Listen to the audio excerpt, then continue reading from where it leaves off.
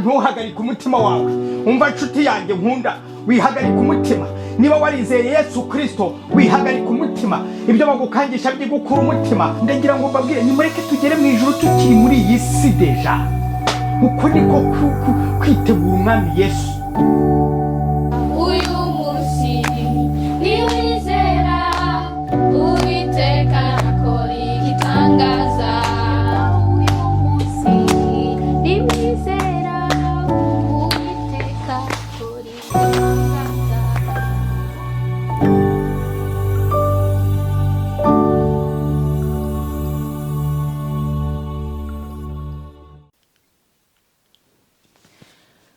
Alo, shuti bakundwa, abakunzi ba Afranche Soma TV, ndabashuhuje mu izina rya Yesu Kristo.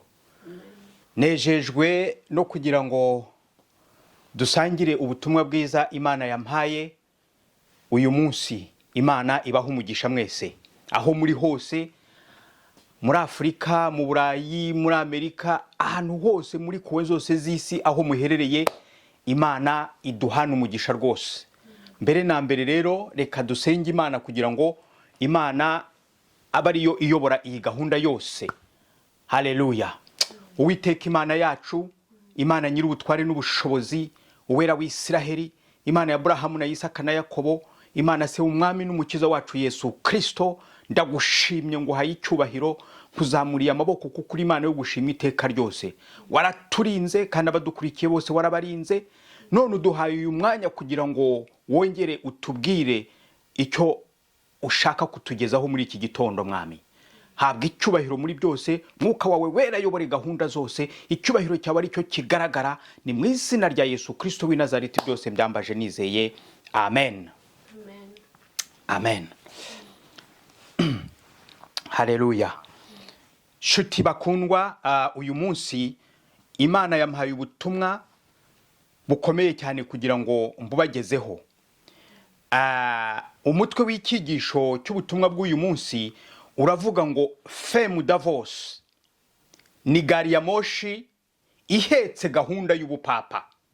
FEM nkuko nagiye mbibabwira ni ukuvuga ni Forum Economique Mondiale cyangwa se umuryango w'ubukungu bw'isi. Uwo muryango w'ubukungu bw'isi ni gariyamoshi ihetse gahunda y'ubupapa. Ibyo bintu tugiye kubireba twitonze kandi tugenda neza kugira ngo twumve icyo Imana ishaka kutugezaho. Reba iyi video, aka video gato ngiye gutangiza hanyuma turakomeza. Por ello, en esta coyuntura crítica, nuestro deber es repensar el futuro de nuestra casa común y proyecto común. Urabyumvise?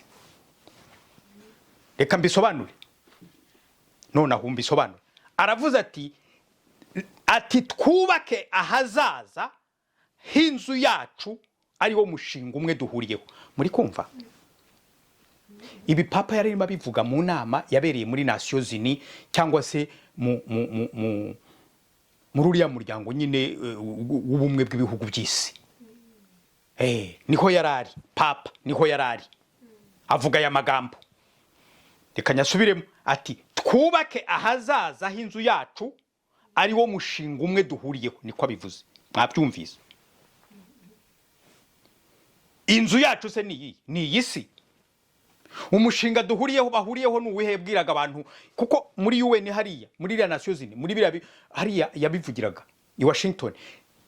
Yabwiraga abayobozi b'isi yose bari barimo. Yabwiraga abayobozi b'imari bose bari barimo. Yabwiraga abanyabwenge bose bari barimo. Harimo n'abahagarara amadini. Aho hose bari barimo. Arabati twubaka inzu yacu. Ahazaza h'inzu yacu ari wo mushinga umwe. Inzu yacu ni isi nshyashya bari gushaka kubaka, isi imwe. Noneho umushinga nuwuhe n'aya mategeko n'ubuyobozi bw'isi. Umushinga wo gushyira ubuyobozi bw'isi burwanya bakavana ubuyobozi bwari buriho bakabukuraho bw'Imana. Noneho umva icyo nashatse kubereka niki. Umva noneho ko Klaus Schwab uyoboye uriya muryango w'ubukungu bw'isi nababwiwe IHETSE gahunda z'ubupapa cyangwa se ari gariyamoshi itwaye gahunda z'ubupapa. Umva ukuntu yahise ashimangira n'ibintu bigendana. Yahise ashimangira biriya papa yavuze. Wabivugira i Davos. Papa yabivugiye hariya mu nama yari ihuje biriya bihugu byose by'isi muri Nations Unies. Noneho uyu wabivugiye i Davos muri wa muryango wateranye. Arashimangira ibyo papa yavuze. Umva uko yavuze. Umva iyo video. Let's also be clear. The future is not just happening. The future is built by us, by a powerful community as you here in this room. Ye, murayumvise. Umva uko noneho Klaus Schwab avuze ati, aravuze ngo ati reka tuvugisha ukuri. Ahazaza ntihapfa kubaho gutyo gusa. Ahazaza hubakwa natwe. Hubakwa n'imbaraga z'umuryango mugari wacu ushyize hamwe nk'uko mwicaye ahangaha muri. Bitandukanye heze n'ibyo papa yari yavuze. Urumva ko asubira mu byo papa yavuze. Imana itugirire neza kandi Imana idufashe. Aho nagira ngo mbumvishe ukuntu bari hamwe. Reka dukomeze. Noneho ndagira ngo turebe kuki tuvuga ko uyu muryango w'ubukungu bw'isi ari gariyamoshi cyangwa se ari train. Reka tubirebeshe ijambo ry'Imana. Turaza gukomeza tugiye gusobanura ibintu byinshi. Mu Befeso ibice 2 umurongo wa mbere tugejeje kuwa 2 haranditse ngo namwe yarabazuye mwebwe abari bapfuye muzize ibicumuro byanyu n'ibyaha byanyu, ngo ibyo mwagenderagamo kera mukurikiza imigenzo y'iyi si. Bishaka kuvuga mu Gifaransa haranditse ngo c'est le train de ce monde. Bishaka ngo ni imigenzereze n'imiyoborere y'isi y'abantu bagenda batumvira ubushake bw'Imana n'ubw'umwana wayo, batumvira ubuyobozi bw'Imana n'ubw'umwana wayo Yesu Kristo. Icyo kintu ndagira ngo mbabwire nicyo tugiye kubona, nicyo bise nouvel ordre mondial, cyangwa se no kuvuga ubuyobozi bushya bw'isi. Ariko Bibiliya ikavuga ngo kuki abantu bari muri iyo train, ngo abantu bari kugenda c'est le train du monde, cyangwa se bari muri gari ya moshi. Ndagira ngo iki kintu mu cyumva bari muri gari ya moshi y'isi, kandi iyo gari ya moshi kabijyanywe n'iyi FEM, ijyanywe n'uyu muryango w'ubukungu bw'isi, niwo mushoferi. Ariko umushoferi arahabwa amabwiriza nande n'ubupapa. Nibyo tugiye kubona mu kanya. Cyo tugiye kubona ikintu gikomeye cyane, kuko Bibiliya irakomeza katubwira ngo mugakurikiza umwami utegeka ikirere ari we mwuka ukorera mu batumvira. Umva neza cyane abari muri iyi si, kuko muzi ko hano hari isi ebyiri. Hari isi y'abana b'Imana, hari n'isi y'abatazi Imana. Iyo si yose riri muri yo gari ya moshi, kandi ashaka gukurura abantu benshi ngo bayigemo muri yo gari ya moshi. Iyo gari ya moshi kabiyobowe uyu muryango w'ubukungu bw'isi tugiye kwibona neza, uyobowe na Klaus Schwab. Nagiye nkubabwira niwo shoferi w'iyi train, ariko utanga amabwiriza abwira umushoferi ngo cahanyura aha n'ubupapa. Ubupapa ntabwo mvuga papa runaka, ubupapa, iyo systeme y'ubupapa. Icyo kintu tucyumve neza. Inahangaha cyangwa se no mu Rwanda nahe iyo umuntu afashe taxi w'umugende, wowe wigira inyuma muri place d'honneur, umushofera agutwaye ukajya umubwira uti kati buryo ndajya hari, kati bumoso genda tudurwa, genda gutya, ni wowe ugenda umubwira ahajya.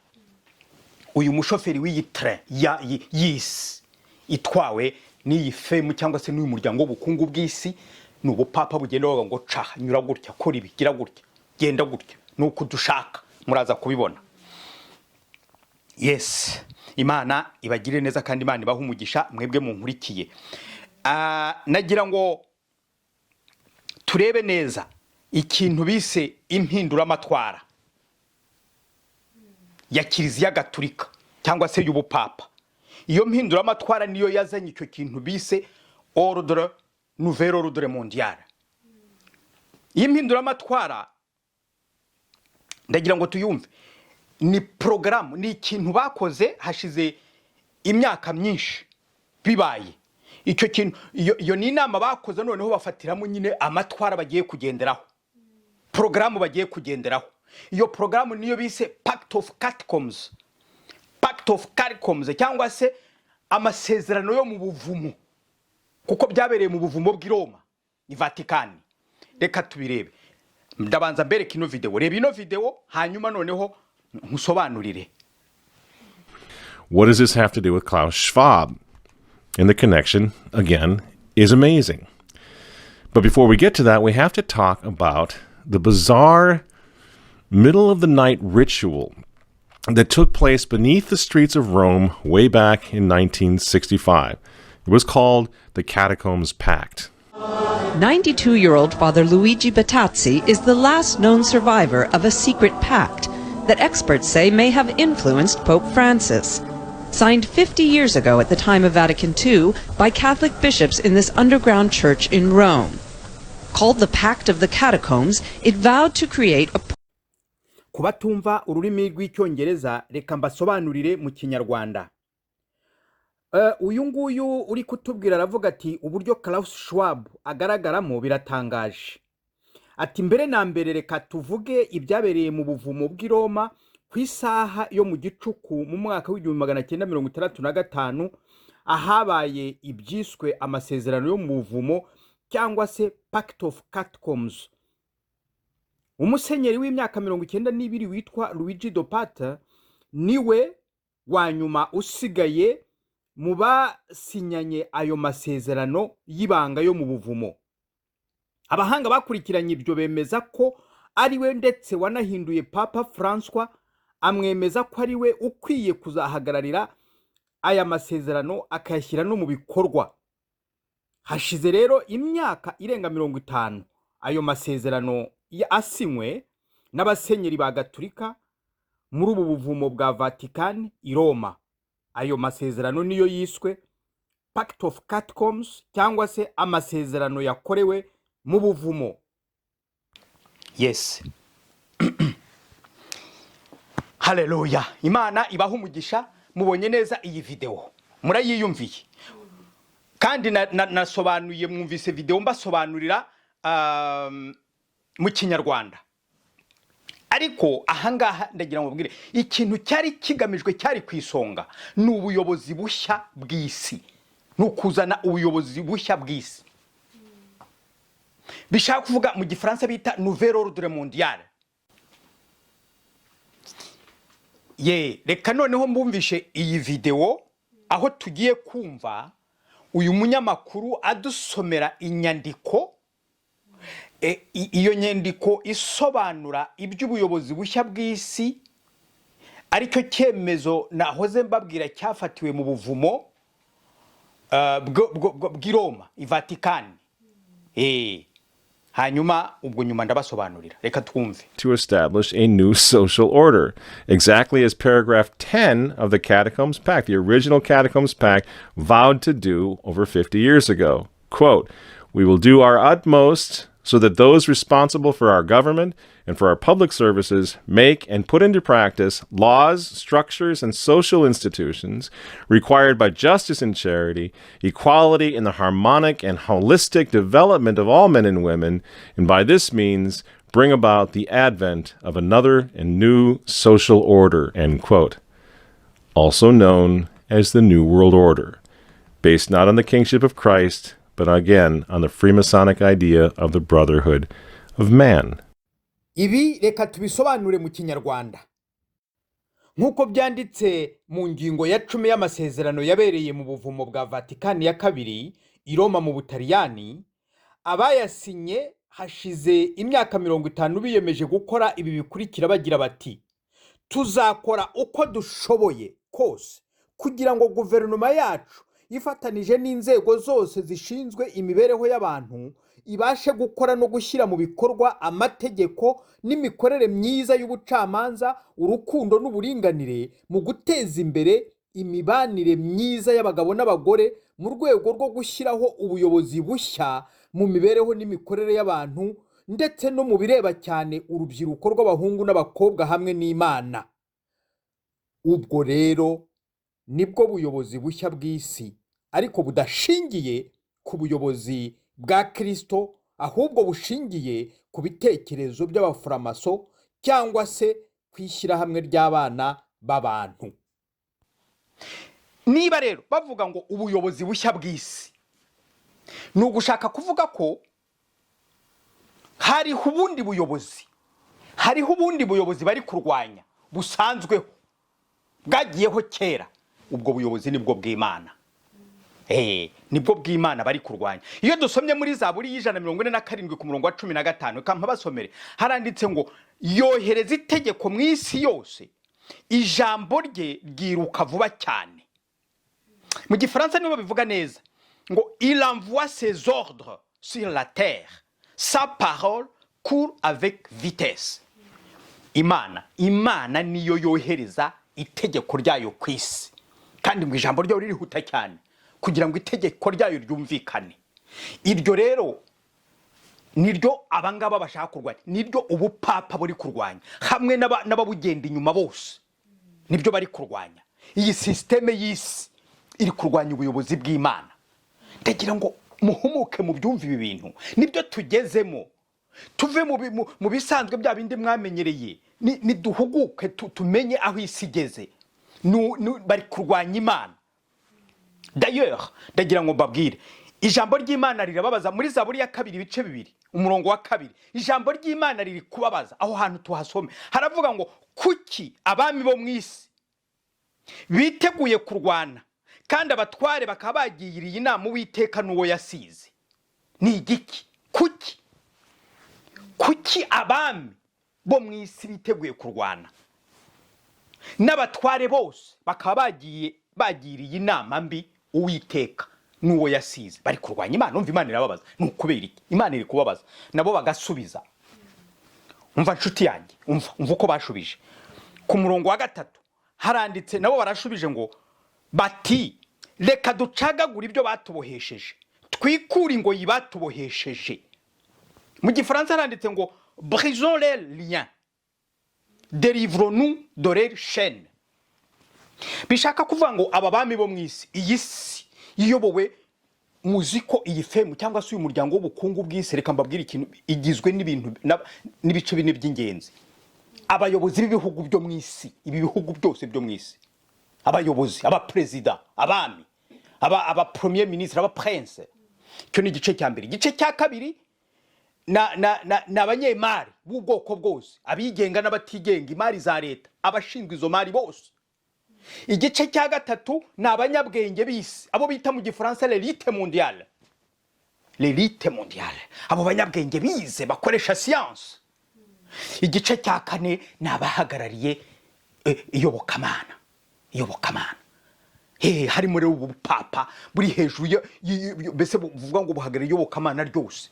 Ntabwo ndi gushaka kuvuga ko hatarimo n'abayobozi ba giprotestanti, barimo nabo bayobotse,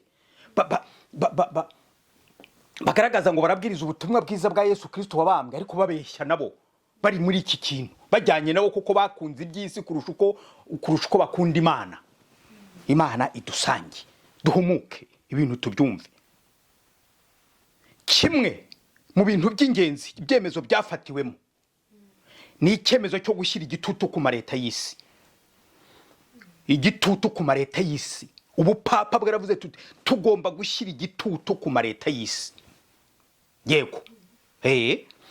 Reka twumve icyemezo cyafatiwe muri iyo nama bakoreye mu buvumo. Iyo ngiyo. Hano haranditse ngo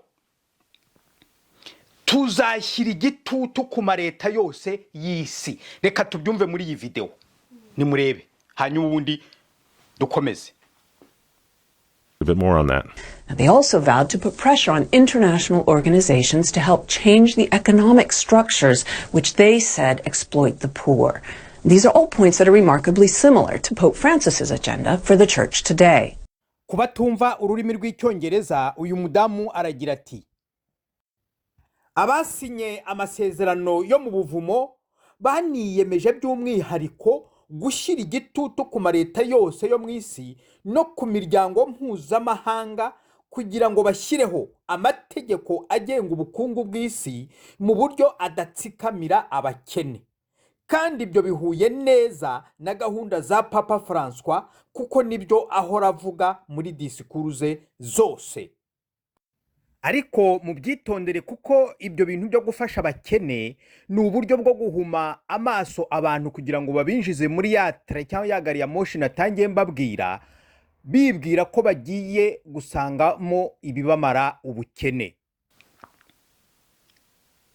Ye, mumaze kubibona, muriyumviye ukuntu no mudamu bisobanuye neza, kandi nabasobanuye no mu Kinyarwanda uko bivuga.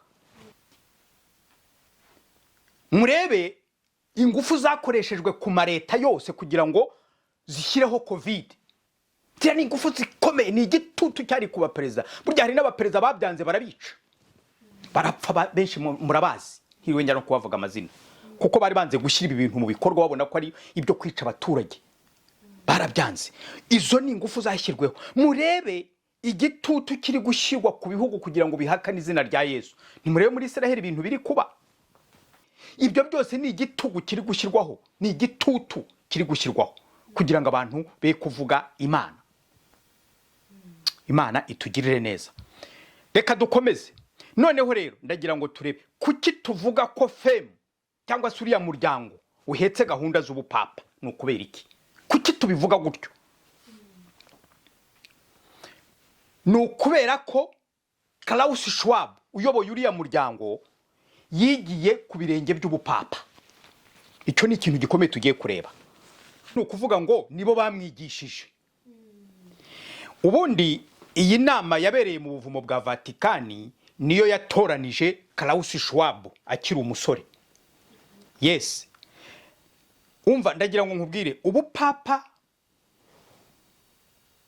bwararebye bavuga buti kugira ngo iyi systeme y'ubupapa, kugira ngo tubashe kugera ku cyemezo cyacu cyo gushyiraho ubuyobozi bw'isi, ni ngombwa ngo tubashe tubinyuze mu bayobozi b'ibihugu byose byo ku isi. Kugira ngo tubashe kubibanyuzamo ni ukureba ukuntu twabakusanyiriza ahantu hamwe tuzajya tubasanga. Ni muri ubwo buryo rero barebye baravuga bati dushaka umuntu duha manda cyangwa se duha amabwiriza y'ukuntu azahuza abayobozi b'ibihugu byose by'isi. Nagusa ubundi mwibaza ko Klaus Schwab icyo kintu yari kukijyama ashaka iki?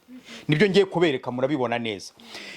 Ubwo baravuga bati bagabanyamo abantu ibice bine by'ingenzi. Igice cya mbere baravuga bati dukeneye kujya duhuza abayobozi b'ibihugu byose.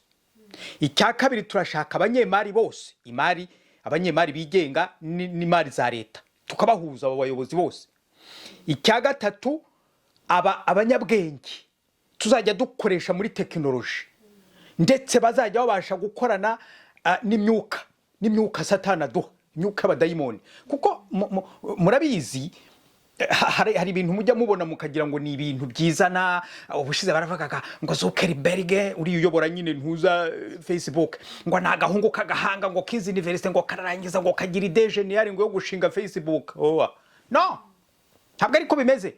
Ni Satani, umwuka w'ikuzimu umuyobora burya. Ni kwakorera Satani birya byose abavuga ngo ni museke, ni muvuge, ni murebe. Ubundi se bishaka kuvuga iki Facebook? Ni ukuvuga ngo arebe mu bitekerezo, amenye ibyo dutekereza, ibyo dushaka, ibyo twifuza, byose babyandike babimenye. Ubundi n'uduhanga tujyane kuzimu. Ni ibintu byinshi cyane. Ibi byose mubona rero ni ibintu Satani yarangije gushyiraho bya bindi natangiye mbabwira ko aba bantu bayobowe n'umuyobozi utegeka umwuka wo mu kirere, ari wo mwuka ukorera mu batumvira, umwuka wa Satani. Abo banyabwenge rero bakorana. Elon Musk ejo bundi yivugiye yuko ibintu mubona bya intelligence artificielle bakorana nabyo ntabwo ari ubundi buhanga. Yaravuze ati nibanga menye, ati kandi ashaka ibintu ngewe byagabanuka kuko turi gukorana n'abadayimoni, nibo batuvugisha nibo batubwira ibi bintu. Yarabivuze ku mugaragaro. Ibyo bintu nzanabigarukaho. Yes, iyo myuka mibi abo badayimoni nibyo bashyira mu marobo. Iyo myuka abadayimoni yavugiramo abantu bakavuga ngo ngo ubwenge bugeze ngo ahantu ngo hakomeye pe ngo Imana yatanze ngo ubwenge mwisi ngo marobo. No, n'abadayimoni baba bari kuvugiramo ni nka bya bindi by'abazimu, bakakubeshya ngo umuzimu yaguteye kandi ari umudayimoni wishushanijwe mu ijwi ry'umuntu wawe wapfuye. Nabo badayimoni. Iki kintu tukimenye, tumenya aho isi igeze. Haleluya. Imana ishimwe cyane, iri umwuka w'Imana ushimwe. Imana ishimwe kuko yari dusobanura ibi bintu. Igice cya kane ngira ngo mbabwire ni igice cyerekeranye n'abahagarariye iyobokamana. Ibi rero by'abahagarariye iyobokamana usanga nyine uri ku isonga ni papa, kandi we abahagaze avuga ngo ari kuvugirwa abakristo, abizera Kristo. Nibwo rero mu musenyeri witwa Kamara wo muri Brazil w'umukomuniste yahamagaye umuntu w'umusore witwa Klaus Schwab, yari kiri umusore, aramuhamagara kugira ngo bamuforume, bamwigishe uko azashyira mu bikorwa bino bintu bya Pact of Catacombs cyangwa se amasezerano yafatiwe mu buvumo bwabo hariya i Vatican. Reka wumva uko Klaus Schwab yivugira ukuntu bamutumiye. A young Klaus Schwab. I give you one example which for me was probably a crucial moment in my life. I traveled for the first time to Brazil. I met a priest who was known at that time as the priest of the poor people. His name was Don Elder Camara. And he brought me to the favelas of Recife, and I was so shocked. And I said, I have to invite this bishop to Davos to tell the people what poverty is. So I invited him to the annual meeting in Davos. But then when I came back in Switzerland, I found out that actually he was forbidden at that time to speak in Switzerland because he was considered to be a communist. And I said, this is for me a test. But then I noticed that many companies told me, if you invite this person who is so much against business, we will not come to Davos anymore. And that's where I had to stand to my values. Yeah. Even at the risk that I would have to give up the World Economic Forum. Wow. But it went very well.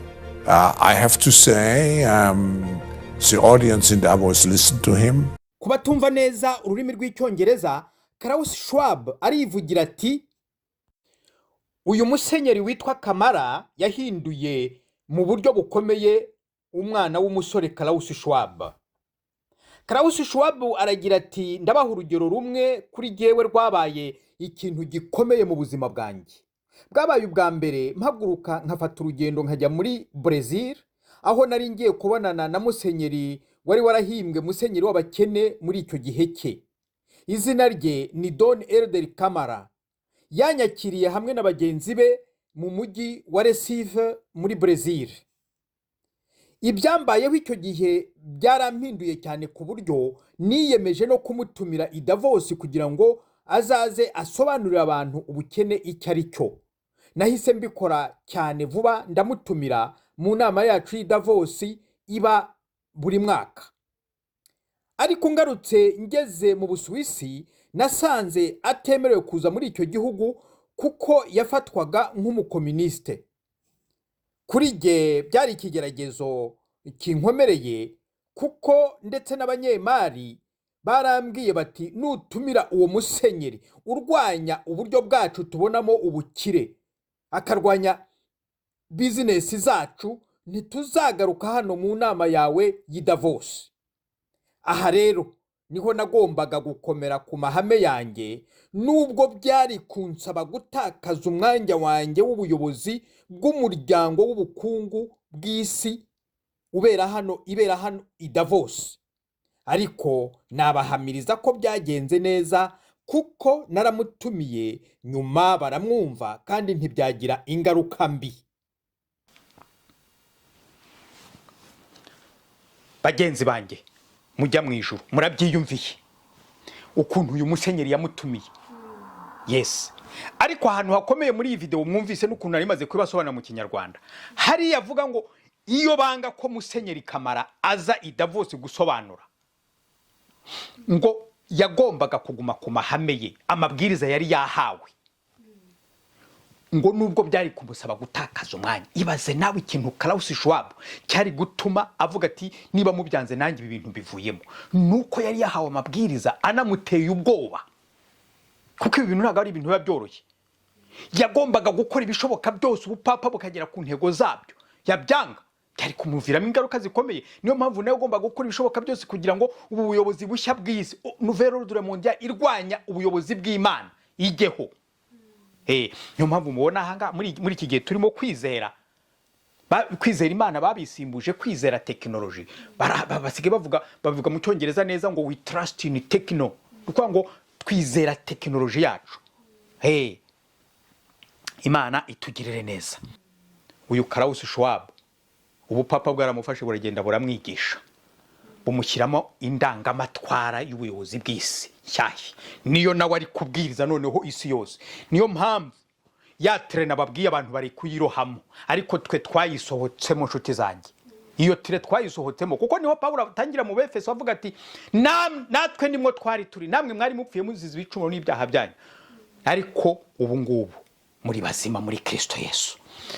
Reka rero dusengera basigayeyo, tubivuge ibi bintu, tubisobanure. Hari benshi barimo kugenda basobanukirwa. Murode yabwiye abantu mwitangiriro ibice 14 ibice 11 uhere ku murongo wa mbere n'uwa 4. Aravuga umva uko bavuze, baravuga bati mureke twiyubakira umudugudu n'inzu y'amatafari ndende izagera ku ijuru, kugira ngo twibonere izina rimenyekana, twegu tatanira mu isi yose. Ntumva? Reka twiyubakira inzu ifite umunara muremure ugera ku ijuru. Ni nko kuvuga ati reka turwanye Imana, reka turwanye Imana. Umva ubwibone bari bafite bwo kurwanya Imana icyo gihe kugiye cyane Nimurode, kuko Nimurode murabizi biravuga ngo yari umunyamaboko ukomeye, yari umuhigi w'umunyamaboko ukomeye. Noneho akaba umwami w'Ishinari, akaba nawe wari uyoboye bikorwa byose byabereye i Babeli byuriya munara. Nibwo bavuze ati reka da tugume hano twiyubakira inzu, twiyubakira inzu, umudugudu ukomeye, twishakira izina, twibonera izina rimenyekana, twe gutatanira mu isi yose. Nibyo naba bari gukora. Reba ibyo ubupapa n'aba bayobozi bisi bari gukora, nuvuga ati iyi si tuyigira igihugu kimwe. Imana yategetse ko bibi bihugu byinshi ku isi, kuko yanyuranyije indimi kugira ngo abantu batandukane. Ni Imana yabikoze bino, kuba abantu batavuga indimi zimwe hakaba ibihugu byinshi, ni Imana yabikoze. Bo bari gukora ku buryo bibi igihugu kimwe, bakagira ururimi rumwe ari rwo informatique, bakagira amagambo amwe ariyo réseaux sociaux. Bari gushaka izina rimenyekana, kuko niyo mpamvu mubona bishyira gutya bakajya hejuru bakavuga ngo nous sommes les élites du monde, turi abantu nitwe tuyoboye isi. Bakirobanura bakajya bahurira i Davos. Mwari muzi ko i Davos biriya bice bine bihahurira burya n'ubupapa wa buriyo, abahagarariye amadini baba bariyo i Davos. Ibihugu, abayobozi b'isi n'abayobora politike n'iki, abantu bavuga ubutumwa bwiza bagiye gukora mwiki, nuko baba bagiye gufatanya nabo. Ndetse niyo bavuyeyo baraza kuvuga ngo ni byiza rwose ngo ibintu nibyo. Ndagira ngo mbabwire, umva ibyo kwa Nimurode nibyo ubu ngubu bari gushyira mu bikorwa. Ndetse ubutaha nibiba ngombwa nzabereka n'iyi nzu ya Union Européenne uko imeze nk'aho umunara w'i Babeli utaruzuye, nayo ifite bya bihanga byasigaye bituzuye kuko Imana yabahagaritse batarayuzuza. Nukuvuga ngo ibyo bari kugenda bakora ni ukugenda, burya Nimurode niwe wari image d'antichrist, niwe wari igishushanyo cya antikristo, uyu nguyu utegerejwe uzaza yibwira ko aje kuzuza ibyo Nimurode atarangije, ari we abangaba bari gutegurira. Abangaba bazavamo bya bihugu 10 bizamuha imbaraga kugira ngo abashe gutegeka isi yose. Bari kuyigira igihugu kimwe inosi, ariko n'ubwibone bafite. Murabona ko ntaho bitandukaniye n'ibyo ngibyo nibyo nababwiraga, kuko icyaha gikomeye cy'Abishinari bakoze bayobowe na Nimurode nuko bashatse kugendera umuyobozi butari ubw'Imana, bagashaka kwishyiraho ubwabo buyobozi. Naba biki gihe niryo kibazo bafite ubwibone, barashaka kwereka Imana yuko ari bo bafite ububasha. Ariko uko Nimurode yatsinzwe icyo gihe, ndagira ngo babwire, niko naba bazatsindwa, niko na antikristo azatsindwa. Niko bimeze. Twe tuzajya tubasengera kugira ngo abagira ubuntu baveyo, ariko abatazava n'ubundi bazatsindwa, kuko Imana izabakubita, Imana izabatsinda, izabanesha, izabivuga hejuru. Uko niko bimeze. Ndetse tubisoma hehe, niryo ngiye kurangiza iryo jambo yuko bazatsindwa bakaneshwa. Tubisoma mu Byahishuwe ibice 19 umurongo wa 20. Haranditse ngo iyo nyamaswa ifatwa mpiri na wa muhanuzi w'ibinyoma wakoreraga ibimenyetso imbere yayo, akabiyobesha abashyizweho ikimenyetso cya ya nyamaswa n'abaramya igishushanyo cyayo, nawe afatanwa nayo, bombi bajugunywa mu nyanja yaka umuriro n'amazuku. ari bazima. Mu byahishwe 19:20 kugeza kuri 21 haravuga ngo abasigaye bicishwa inkota ivuye mu kanwa kuhetswe na ya farashi, ibisiga byose bihaga intumbi zabo. Ahangaha no gushaka kuvuga ko antikristo n'umuhanuzi w'ibinyoma bazatsindwa. Nukuvuga naba bose bari gutegura inzira ya antikristo, aba mubona bishyizeho ibi bihugu byose, aba perezida b'isi, aba prince bafataniriza hamwe kurwanya Imana, bose bazaneshwa, bazatsindwa. Ibi ntibibatera ubwoba. Nubwo reka mbabwire, intumwa zanyuze mu bikomeye, barazibambye, bazihasa uruhu, baziciye ibihanga, bazijyanye mu bazishyize mu ngunguru za kumuriro, barazitwitse. Ibyo byose byabayeho, ariko ndagira ngo mbabwire ikintu gikomeye gitangaje, nuko uko ibyo babikoraga niko ubutumwa bwiza bwarushagaho gukwira isi yose. Niyo mpamvu natwe ubu ngubu bagiye kuturenganya, akarengane karaje, karanatangiye hirya mu bihugu bimwe na bimwe byinshi cyane. Ariko ndagira ngo mbabwire, nimureke dukaze umurego hubwo wo kurushaho gukwirakwiza buno butumwa, kugira ngo n'abantu be gutinya urupfu, kuko urupfu rw'umubiri ntabwo tugomba kurutinya, kuko urarutinya n'ubundi ruzakugeraho ni hahandi. Ndagira ngo ndangize mbabwira, tugume muri Kristo Yesu, twizere umwami wacu Yesu Kristo ari ku ngoma, kuko azanesha. Ijambo rya nyuma ni iry'Uwiteka Imana yacu. Imana ibaha umugisha mwese mwari munkurikiye. Reka mbasengere. Haleluya. Uwiteka Imana yacu, Imana nyir'ubutware n'ubushobozi, ndagushimiye ko mbashishije kugira ngo mpagarare wowe uvugire muri ngewe ubu butumwa urashatse kugeza ku bantu bawe. Ababwumvise bose ubaha umugisha, n'abazabwumva nyuma bose uzabaha umugisha. Kandi ikiruta byose, umwuka wawe wera agenderere abantu waremye, abahishurire ibiri kuba mwisi, kugira ngo bahumuke amaso, bavemo bahindukire, bizere umwana wawe Yesu Kristo. Kuko ijambo ry'Imana riratubwira ngo kuko Imana yakunze abari mwisi cyane, byatumye itanga umwana wayo w'ikinege, kugira ngo umwizera wese atarimbuka ahubwo ahabwe ubugingo buhoraho. Kandi muri Yohana ibice 17 umurongo wa 3 akatubwira ngo ubugingo buhoraho nuko bakumenya, bakamenya n'uwo watumye. Uko niko nsengeye abazumva ubutumwa bose. Ndagushimiye kubyumvise ndetse n'ibirenze ibyo, ni mu izina rya Yesu Kristo watubambiye ku musaraba w'Igorogota, byose mbyambaje nizeye. Amen, amen, amen, amen.